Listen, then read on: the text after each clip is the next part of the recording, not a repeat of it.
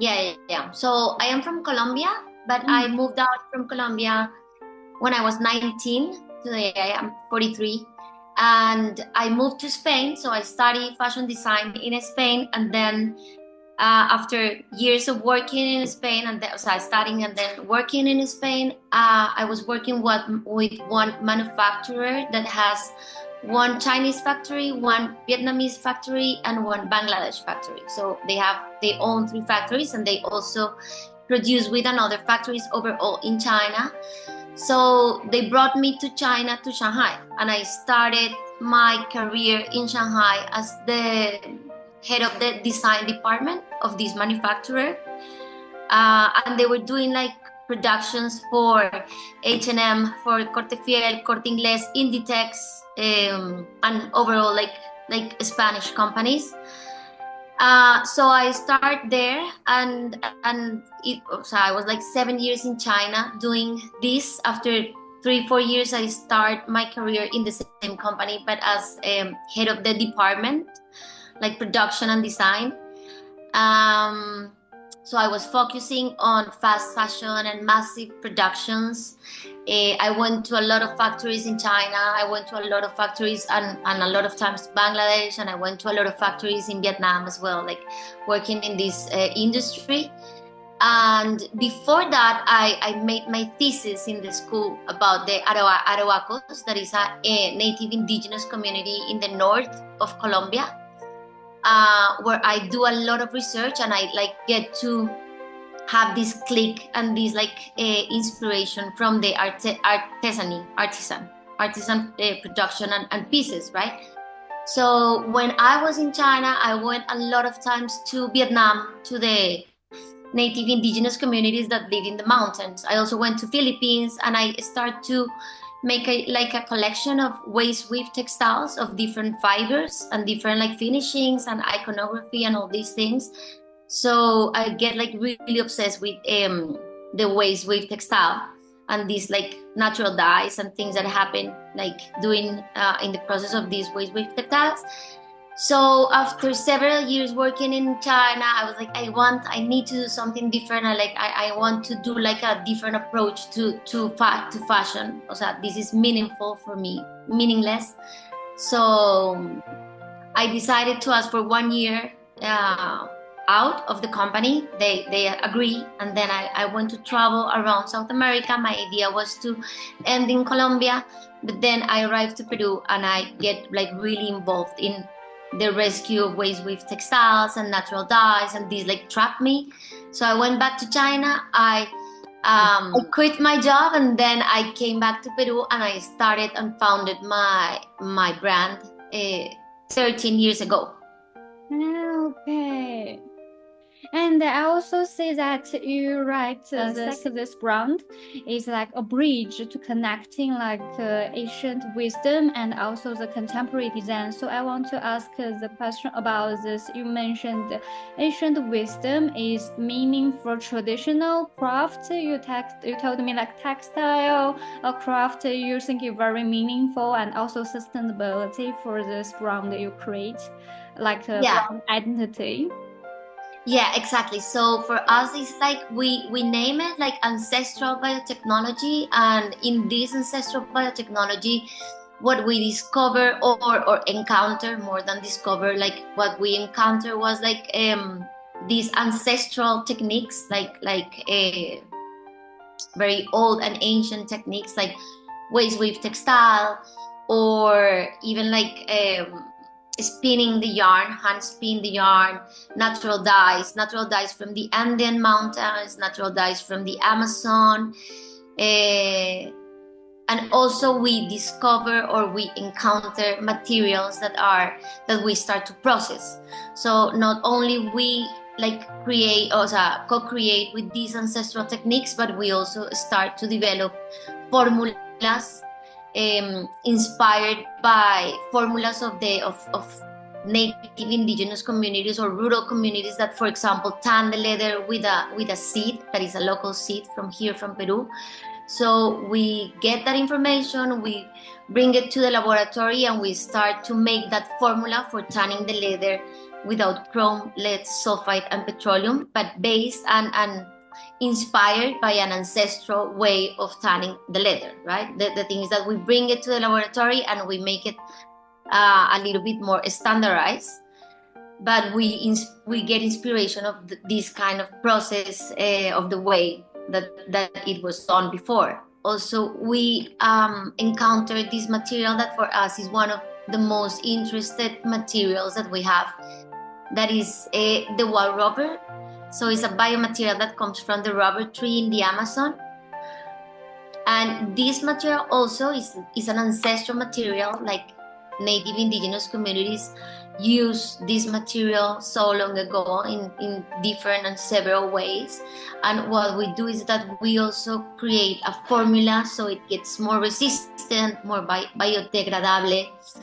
And then we bring it to the communities and we start to process with this formula that we create in the laboratory, and we start to create this biomaterial that is the chiringa wild rubber that we use in our collections.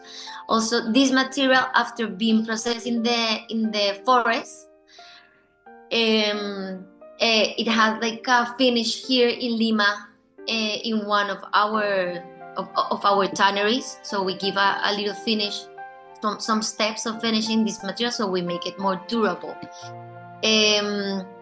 So we start to introduce like these concepts in our value chain, but also I have to say that at the beginning I was lost. Like when I start doing my brand, I was like, I have no idea what I'm doing, but I know that it's a pulse. So I just move to the communities and I just live with them, maybe 15 days, 15 days out, 15 days in. And I start to get involved with native indigenous communities, and I start to develop like the conceptualization of big projects for the government about like textile projects with native indigenous communities, or textile projects with with rural communities. So I start to work in that regard a lot, and that gives me a lot also like connection with different communities that are in the middle of nowhere. So I get like to travel and see so many like amazing fibers, colors, cottons, and all these kind of materials that is like the base of sake. And I always wanted to introduce all of those things into our value chain. So slowly we've been doing it. Right now we work with 6 between native and rural communities, and then we work with local workshops, but are small workshops, so we don't work with factories or industries like big industries. And we've been working with these communities for years. So this also has been like a development, like a social development, in which we also create like a program for these communities. So we help them to make an association, make like all the legal part of their company or the association that then becomes a company. We give them workshops about like applying for funds to the government so they can scale the production and make a better workshop. We also, if the community is like very poor or it has like different vulnerable conditions, what we do is that we give them like greenhouses so they can plant their food. We train them also about like food and the importance of maintaining like the original seeds, organic seeds, and how this is another process, but well-being. So we do a lot of well-being as well, while also making workshops about like capabilities and finished product of the things that then we co-create with them. And right now we've been working with 3 communities like for 8 years, more or less, doing this. So after 8 years, we still working with them, and they have their own organization, they are independent, they do like all these things and apply all this knowledge also to their business, right? It's very interesting. I think you talk about from the raw material to like supply chain, also for the B2C, like connect with also like education part, like workshop or even a lot of other like meaningful activity, not only for the design, the clothes or model things. And I also Exactly. yes, and also for other topic about for the China market, you told me like you already go to China like 7 years is very long time. So you stay in Shanghai and also go other different Asia country to feel the different culture. And so our for our the sec brand haven't not yet go to China market, right? Did our clients have? Not yet. Not yet, no, not yet. O sea, I was living in China, so I get a little bit of glimpse of the Chinese market, but this was like 13 years ago, so I haven't been back after 13 years ago. So, but I speak a little bit of Mandarin and Really? Oh my God. yeah, 一点点. 一点点 oh, a little, Eh, I 一点点. understand. It's very great. Okay, so for because we have this meeting is because you are want our brand to go to the China market, right? To want Yeah. to go abroad like this way. And I want to ask, did you can tell us what are your requirements for the partner about our this brand to go to the China market? Maybe we can help our brand to find the right partner to help our sick brand to go to the China market because every country have the different culture. So maybe you already have the requirements for the right partner. So what do you think is the right partner for our brand? So, what I was thinking, because I am very close with the person that manages like the communication for Milan Fashion Week in China. I don't know if you know her. Like, she's from China and her name is Soy. Soy? I Yeah. know the name people who are responsibility for the Milan week, but it's Ming before, but maybe it's different people. I don't know, or maybe it's a team. Maybe it's team. You can continue to say. I interrupt you. Okay, so bueno, I am like very close with her, and she always said like, you need to go to China. You need to go to China. I was like, China for you would be amazing. So right now that this has been like, this door is open, for the right partners, I will need to make a little bit of research. So to see what would be like the, like maybe the boutiques that we see our brand in. If you are, this is the correct answer. I don't know if I understood well the question, but I think that I need a little bit of research, to do a little bit of research to understand which are like the wish list places that we would like to be in China.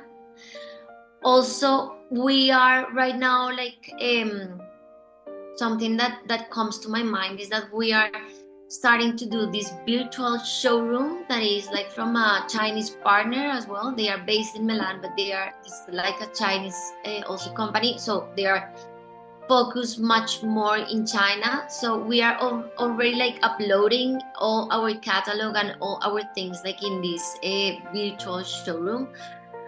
Maybe that would be also something that we would like to promote, because I think this showroom could be really interesting. It's like a really good platform, and it's for mainly, of course, B2B.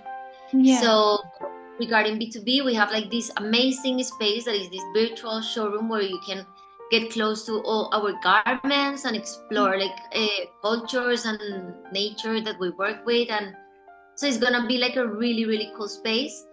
This will be for the B2B, and also for the B2B, I would like to make, and I brought Soy because maybe I would like is maybe to sit with her and maybe have like some suggestions of shops that we will be able to be in China. Okay, I understand. And also, But if you have any suggestion, we are open. O sea, Okay, and also we see our brand social media like Instagram in this month, 16, and post a new video about the Milan Fashion Week, and they have our activities, the real, like you mentioned, the real clothes you can see it. So this is about focus on the European market activity. So you told me maybe in the China we can have the similar activity, like help the people, like B2B part, to make them to understand our product, the real material you can touch, you can feel, and it's not only for the photo or video. right. And also, I want to ask for our background for now the product, like manufacturing part, the industry is focused on only for like where they have like did you accept like China industry to produce our brand product, or you are only to produce this product they like, for example, for Blue or other country? No, o sea, the production the production is based in Peru right now. So we work in Peru. Also, we are like fair trade certified. So we maintain this certification producing here in Peru. This is the line that we have been like audit. And of course, I won't close my door to produce in another places. When I start Sake 13 years ago, I made my first ready-to-wear collection. Then I stopped doing clothes, but my first ready-to-wear collection, I made it in China in a Buddhist factory in silk, and that was my first ever collection. Then I stopped like for 8 years, and then we start again. And this collection that we present now in Milan Fashion Week, it was our fourth collection. Overall, we have to be really careful with China and the production, right? Because China has not like is not very well known for fair trade, but I think that there are places that are amazing, like the textiles of China, the indigo, all these ancestral techniques are amazing. So I won't close my mind doing that, but maybe with a factory. So interesting for that. I will love that. O sea, please, let's do it. Do some work. Amazing. I will love that, and I can bring like all the materials and do like really cool workshops about natural dyes and processing the materials and things like that. So Bye.